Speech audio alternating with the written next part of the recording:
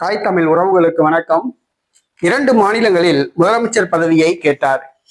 2 மாநிலங்களில் முதலமைச்சர் பதவியை கேட்டார் என்ற தலைப்பில் இந்த காணொளியை நாம் காண்கிறோம்.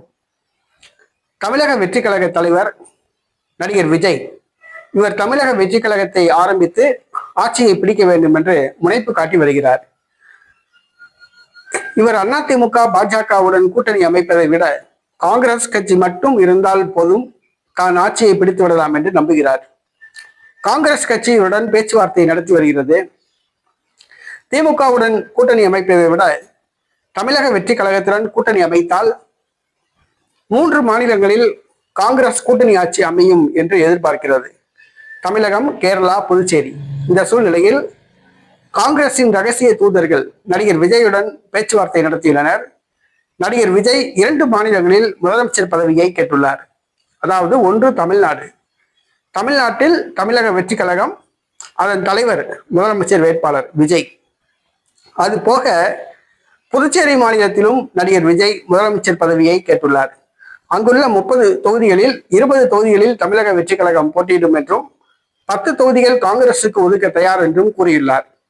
அதாவது தமிழக வெற்றி கழகத்தை சார்ந்த புஷி ஆனந்த், பொதுச் செயலாளர் புஷி ஆனந்த், இவர் புதுச்சேரி மாநிலத்தை சார்ந்தவர், அவர்தான் முதலமைச்சர் வேட்பாளர் என்று நடிகர் விஜய் தெரிவித்துள்ளார்.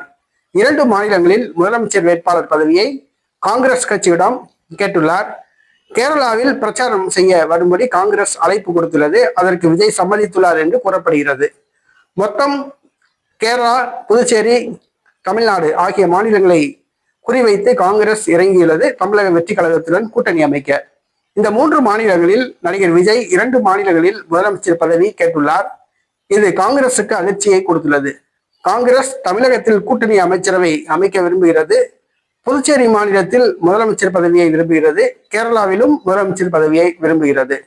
ஆனால் நடிகர் விஜய் தமிழ்நாடு, புதுச்சேரி ஆகிய மாநிலங்களில் முதலமைச்சர் பதவி வேட்பாளர்கள் தங்களுடைய கட்சியை சார்ந்தவர்கள் தான் என்று தெரிவித்துள்ளார். இது காங்கிரசுக்கு அதிர்ச்சியை கொடுத்துள்ளது.